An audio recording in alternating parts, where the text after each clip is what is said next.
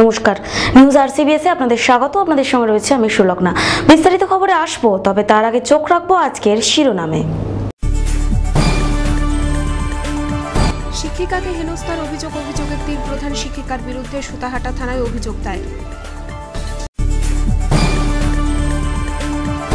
তমলুকে বিক্ষোভ অবস্থান বাম কংগ্রেস জোটের, উপস্থিত বাম কংগ্রেস নেতা কর্মী সমর্থকেরা। কোলাঘাটে নৌকাডুবি, আহত 4। কৃষিক্ষেত্রের ওপর বিপজ্জনকভাবে ঝুলছে হাইটেনশনের তার, আতঙ্কে কোলাঘাটবাসী। নন্দীগ্রাম ও চণ্ডীপুরে বিজেপি কর্মীর ওপর হামলার অভিযোগ অস্বীকার শাসক দলের। আইনি সচেতনতা শিবির ও দুস্থদের বস্ত্রদান অনুষ্ঠিত হল কোলাঘাটে উদ্যোগে Almizan education and welfare trust. Rathyatra উপলক্ষে রক্তদান শিবির ময়নায় উদ্যোগে Vivekananda sporting and social welfare club. Cycle নিয়ে ভারত ভ্রমণ করলেন সুতাহাটার মলয় কুমার পাত্র।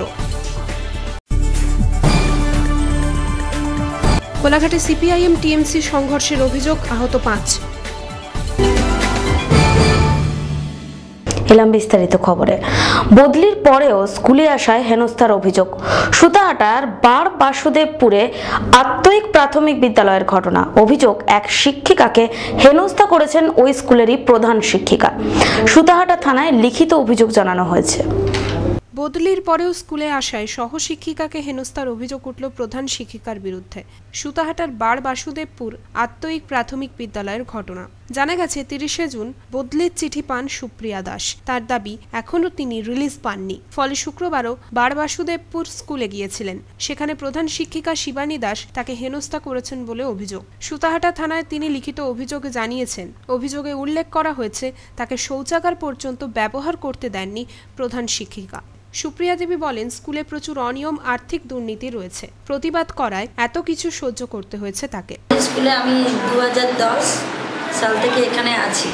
সম্মানের সঙ্গে চাকরি করেছিলাম যখন আগের হেড টিচার ছিলেন। তো ইনি যখন টিচার ইনচার্জ ছিলেন তখন থেকেই আমাদের স্কুলে নানা রকমভাবে অন্যায় কাজ চলছে। আমি অনেকবার প্রতিবাদ করেছি, জানিয়েছি। আমি থানাতে ডায়েরি করি। আমাকে কারণে অকারণে আমি খেতে বসেছি, আমার টেবিল কেড়ে নেওয়া হয়েছে, একটা প্লাস্টিকের টেবিল দিয়ে দিয়েছেন। আমি একটা চিঠি দিলাম ওনাকে, কিন্তু সেই এগেনস্টে কোনো কিছু উনি তো করলেনই না, প্লাস আমাকে কিছু জানানো হলো না। হঠাৎ করে একটা রেজিস্ট্রি চিঠি, যেটাতে কিনা ট্রান্সফার অর্ডার। আমাকে বাথরুম ইউজ করতে দেওয়া হচ্ছে না, বাথরুমে তালা লাগিয়ে দিচ্ছেন। ইভেন ঘন্টাটাও যে নেওয়া হয়েছে, দরজা খুলে ঘন্টা নিলেন, আবার দরজা লাগিয়ে দিলেন। এদিন অভিভাবকেরা সুপ্রিয়া দেবীর সমর্থনে স্কুল ঘেরাও করেন। প্রধান শিক্ষিকা থানায় খবর দিলে পুলিশ গিয়ে তাকে উদ্ধার করে। এ বিষয়ে প্রধান শিক্ষিকা শিবানী দেবী বলেন, একটা স্কুলে বহুদিন ধরে গণ্ডগোল চলছিল একজন সহশিক্ষিকাকে নিয়ে। তো তিনি আমার ঊর্ধ্বতন কর্তৃপক্ষকে আমি অ্যাপ্লিকেশন করেছি। তা তিনারা ইন্সপেকশন করেছেন, স্কুল করে যেটা ভালো বুঝেছেন দিদিমণিকে সাসপেন্ড ট্রান্সফার করেছেন, এবং সেটা ওই দিদিমণি মেনে নিতে পারেননি। না মেনে নিয়ে অভিভাবকদেরকে ভুল বুঝিয়ে তাদেরকে নিয়ে এসে জড়ো করে স্কুলে একটা। রঞ্জন মাইতি ও জাহাঙ্গীর বাদশাহ রিপোর্ট, নিউজ আরসিবিএস। নির্বাচনের ফল প্রকাশের পর থেকেই জোট নেতাকর্মীদের ওপর হামলা চালানো হচ্ছে, কিন্তু পুলিশ কোনো ব্যবস্থাই নিচ্ছে না। এই অভিযোগ তুলে জেলা পুলিশ সুপারের অফিসের সামনে শুক্রবার বিক্ষোভ অবস্থান করলেন বাম কংগ্রেস নেতাকর্মী ও সমর্থকেরা। নির্বাচনের ফল প্রকাশের পর থেকেই জোট সমর্থক নেতাকর্মীদের ওপর তৃণমূলের আক্রমণের অভিযোগ তুলে পুলিশ প্রশাসনের কাছে একাধিকবার স্মারকলিপি দিয়েছে বাম কংগ্রেস নেতৃত্ব। কিন্তু ওইসব হামলার ঘটনায় অভিযুক্তদের বিরুদ্ধে ব্যবস্থা নেওয়া হচ্ছে না। অভিযোগ তুলে পুলিশ সুপারের অফিসের সামনে শুক্রবার ফের অবস্থান বিক্ষোভ করলেন বাম কংগ্রেস নেতৃত্ব। এদিন বিকেলে তমলুকে পূর্ব মেদিনীপুরে জেলা পুলিশ সুপারের অফিসের সামনে জমায়েত করে বাম কংগ্রেস নেতা কর্মী সমর্থকেরা অবস্থানে বসেন। হাজির ছিলেন সিপিএম এর রাজ্য সম্পাদক মণ্ডলীর সদস্য রবীন দেব, দলের জেলা সম্পাদক নিরঞ্জন সিহি, তমলুকের সিপিআই বিধায়ক অশোক দিন্দা, হলদিয়া সিপিএম বিধায়ক তাপসী মণ্ডল, আরএসপি জেলা সম্পাদক অমৃত মাইতি, ডিএসপি নেতা মামুদ হোসেন প্রমুখ। এটা রাজনৈতিক প্রতিহিংসা। মানুষ বামফ্রন্টের পক্ষে ভোট দিয়েছে। মানুষ তৃণমূলের যে ওই এলাকার লিডার এবং কর্মী, তাদের যে অসভ্যতা, তাদের যে অত্যাচার, সেই অত্যাচারের হাত থেকে রক্ষা পাওয়ার জন্য তারা বামপন্থীদের সমর্থন করেছে, কিন্তু সেই জিনিসটা এই রাজনৈতিক দল মেনে নিতে পারে না। তারা এককভাবে তাদের অধিকার বজায় রাখার জন্য নিজেরা ভয় পেয়েছে এবং ভয় পেয়েই মরিয়া হয়ে এই আক্রমণগুলো চালাচ্ছে, যাতে মানুষ ভয় পেয়ে আর তাদের বিরুদ্ধে কথা বলতে না পারে। একরকম গণতন্ত্রের কণ্ঠরোধ করার একটা জোরালো প্রয়াস চলছে ওই এলাকায়। এদিন রবীনবাবু বলেন, অবস্থান কর্মসূচির মাঝে জেলার বাম কংগ্রেস জোট নেতারা পুলিশ সুপারের সঙ্গে দেখা করে বিভিন্ন দাবি নিয়ে স্মারকলিপি দেন। পূর্ব মেদিনীপুর জেলায় ভোটের ফলাফল বেরোবার পরেই বিশেষ করে 3টি কেন্দ্রে, হলদিয়া, পাঁশকুড়া পূর্ব এবং তমলুক কেন্দ্রে বামফ্রন্ট প্রার্থীদের জয়ী হওয়ার পর এই তৃণমূল ক্ষিপ্ত হয়ে তারা আরো বিশেষ করে জয়ী এলাকায় তারা আক্রমণকে কেন্দ্রীভূত করে, এখানে হলদিয়ার যিনি নির্বাচিত প্রতিনিধি তাপসী মণ্ডলের বাড়িতে 26 তারিখ রাতেই মমতা ব্যানার্জি মুখ্যমন্ত্রী হিসেবে শপথ নেওয়ার আগের রাতেই সেখানে বোমা নিক্ষেপ করা হয়। তাকে তার বাড়িকে নিক্ষেপ করে যদি বালি না থাকতো তাহলে কি ঘটতো সেই কথা ভেবে এখনো আমাদের শিহরণ জাগে। আর সমস্ত অফিসগুলি দখল করা, সেখানে লুট করা, গ্যাস কাটার দিয়ে এসব গেট টেট ভেঙে দিয়ে আলমারি থেকে আরম্ভ করে সমস্ত আসবাবপত্র সব লুট করে নেওয়া, শ্রমিকদের কারখানায় গিয়ে গেট পাস কেড়ে নেওয়া। জাহাঙ্গীর বাদশাহ রিপোর্ট, নিউজ RCBS। ফের নৌকাডুবি রূপনারায়ণে। পিলারের ধাক্কা লেগে নৌকার অর্ধেকের বেশি অংশ জলে ডুবে যায়। আহত হন 4 জন। আহতদের কোলাঘাট ব্লক স্বাস্থ্যকেন্দ্রে ভর্তি করা হয়। অবশ্য প্রাথমিক চিকিৎসার পরই তাদের ছেড়ে দেওয়া হয়। ফের নৌকাডুবির ঘটনা ঘটল রূপনারায়ণ নদে। নদীর ধারে থাকা জলের উচ্চতা নির্ণায়ক পিলারে ধাক্কা মেরে উল্টে গেল একটি ইঞ্জিন চালিত নৌকা। শনিবার সকালে ঘটনাটি ঘটে কোলাঘাটের কাঠচড়া এলাকায়। পিলারে ধাক্কা লাগার পর নৌকাটির অর্ধেকের বেশি অংশ জলে ডুবে যায়। প্রাণহানির ঘটনা না ঘটলেও আহত হন 4 জন। জানা গেছে, এদিন সকালে পশ্চিম মেদিনীপুরের গোপীগঞ্জ থেকে বালি বোঝাই করে নৌকাটি আসছিল কোলাঘাটে। নদীতে জোয়ার থাকার কারণে পিলারটি নজরে পড়েনি মাঝির। ধাক্কা লেগে উল্টে যায় নৌকাটি। এরপর স্থানীয় অন্যান্য মাঝিদের প্রচেষ্টায় আহত 4 জনকে উদ্ধার করে কোলাঘাট ব্লক স্বাস্থ্যকেন্দ্রে পাঠানো হয়। প্রাথমিক চিকিৎসার পর ছেড়ে দেওয়া হয় তাদের।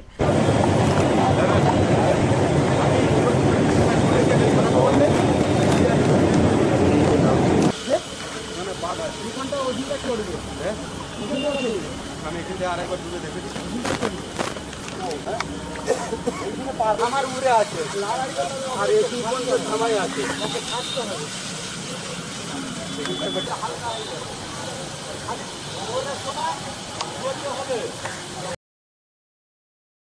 জাহাঙ্গীর বাদশাহ রিপোর্ট, নিউজ RCBS। চাষের জমির ওপর দীর্ঘদিন ধরে ঝুলছে হাই টেনশন বিদ্যুৎবাহী তার। চাষিদের কাজের পাশাপাশি কচিকাচাদের খেলার জায়গাও এই মাঠ।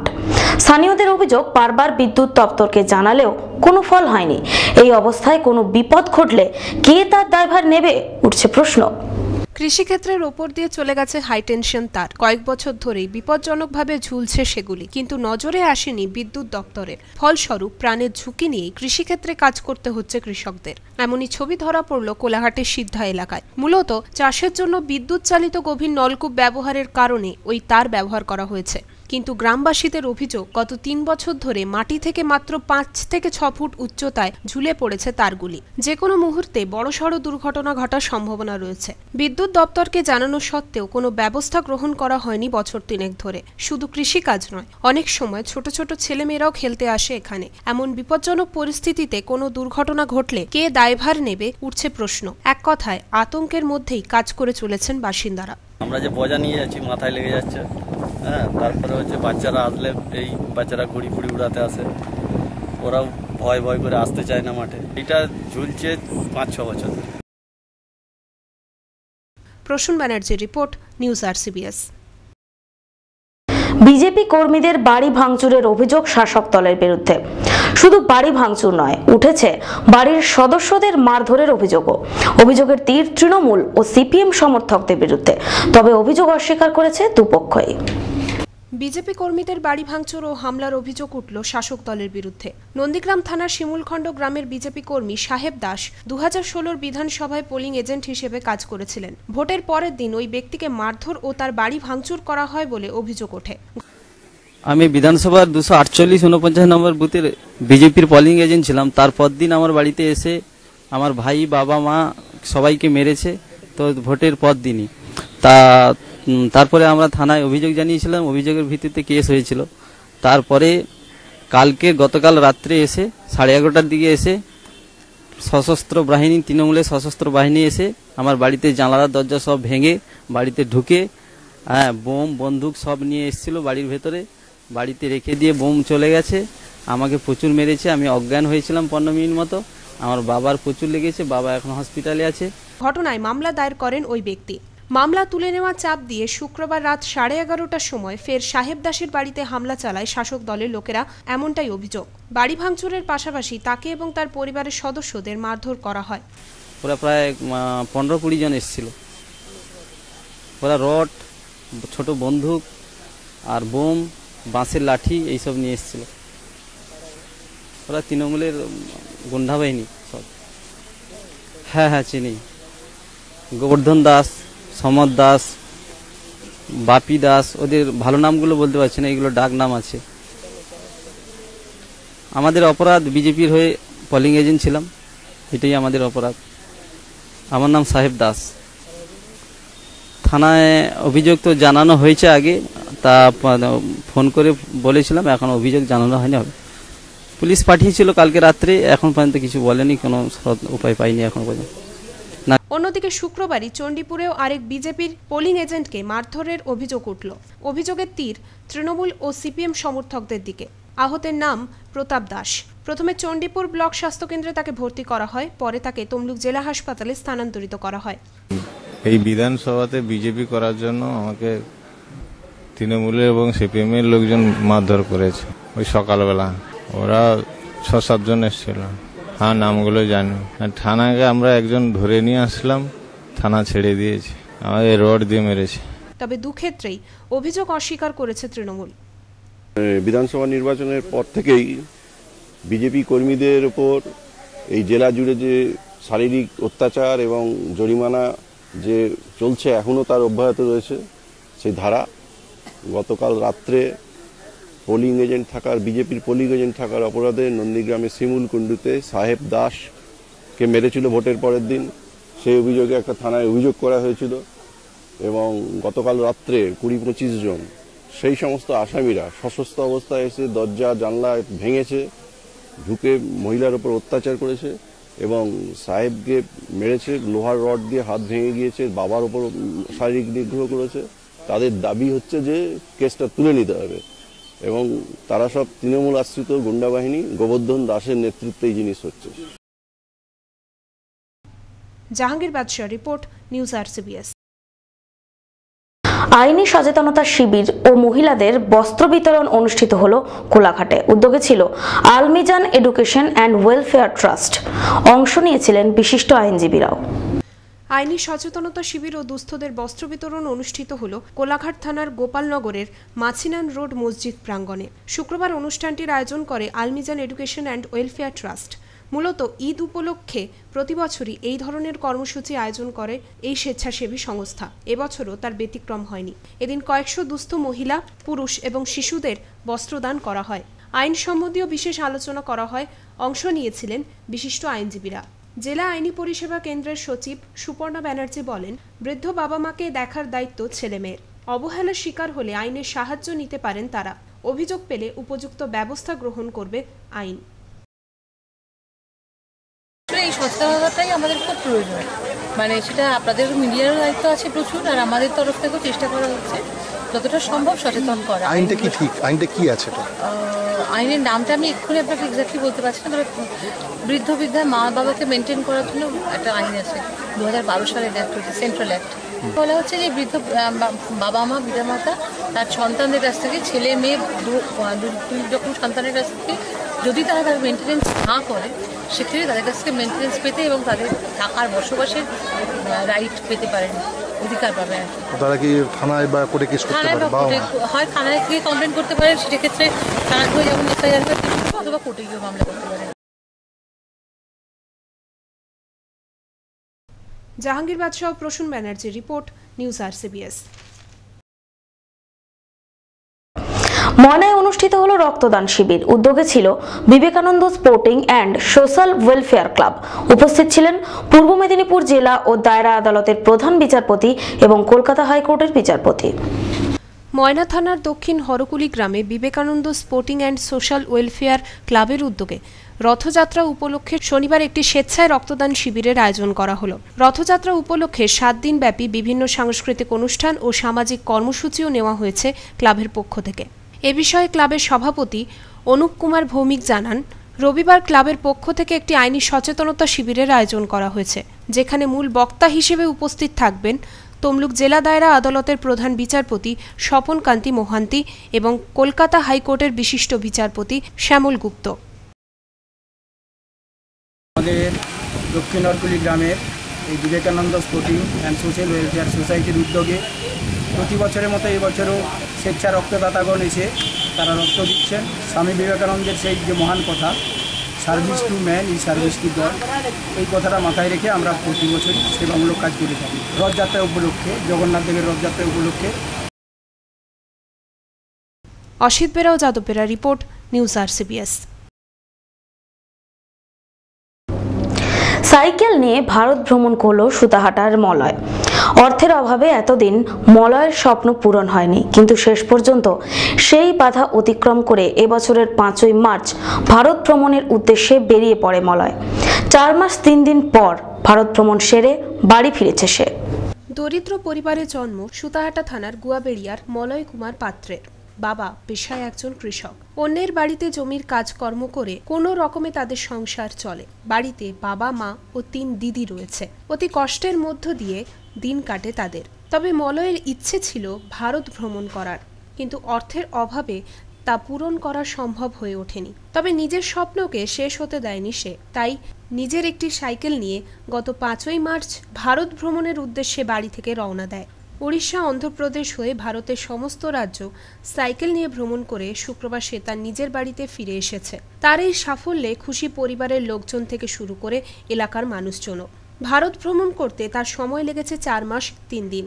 ভারত ভ্রমণের পর তাকে সংবর্ধনা জানায় সুতাহাটা জনকল্যাণ হাই স্কুল।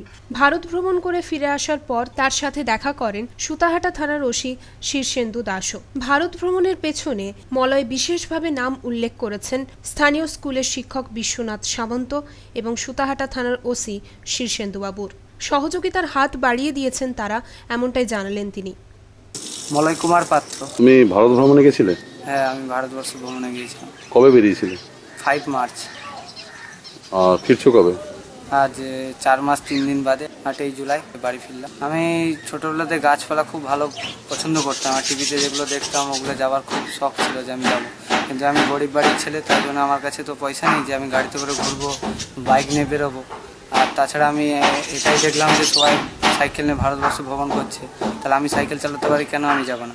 সেই জন্য আমি সাইকেল নিয়েই বেরোলাম। আর ভারতবর্ষকে কিছু মেসেজও দিতে চেয়েছিলাম আর কি, যে আমি যদি ছোটো ছেলে ভারতবর্ষ ভ্রমণ করতে পারি সাইকেল নিয়ে, তাহলে আপনারা 2-3 কিলোমিটার কেন সাইকেল চালাবেন না? তা মানে আসল হচ্ছে যে আমি পলিউশন ফ্রিটা বানাতে চাইছি। আমাদের পশ্চিমবঙ্গটা অনেকটা এগিয়ে, যে মানে পশ্চিমবঙ্গেই বেশি সাইকেল চলে। অন্যান্য রাজ্যে আমি দেখলাম যে একটা সাইকেল খুঁজে পাওয়া খুব মুশকিলের ব্যাপার। সাইকেলের জনপ্রিয়তা বাড়ানো আর পলিউশন ফ্রিটা বানাতে চাই আর কি। রঞ্জন মাইতির report, news RCBS। CPM Trinamool সংঘর্ষের অভিযোগ উঠল কোলাঘাটে। শনিবার দুপুরে কোলাঘাটের বাঁস্তা গ্রামের ঘটনা। ঘটনাস্থলে যায় কোলাঘাট থানার পুলিশ। একে অপরের বিরুদ্ধে অভিযোগের আঙুল তোলা হয়।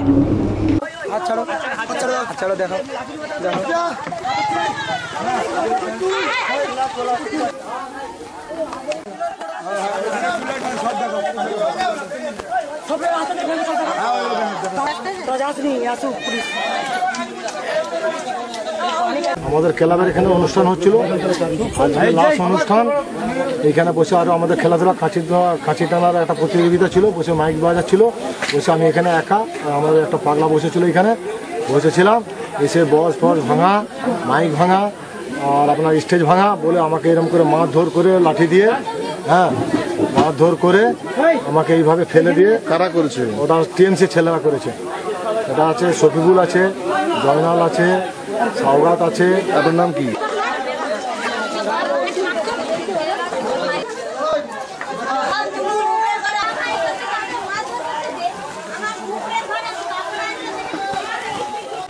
জানতে যে ব্যাপারটা কি, তুমি আমাদের করে গালাগালি কেন দিচ্ছ। এই পরিপ্রেক্ষিতে আমার ছেলে মানে রাগান্বিত হয়ে বা হয়ে আমাকে ধরে টেনে নিয়ে চলে আসতে যে তুমি এনার সব কথা বলো, তুমি যার ভালো করতে গেলে তারাই তোমাকে উল্টে গালাগালি দিচ্ছে।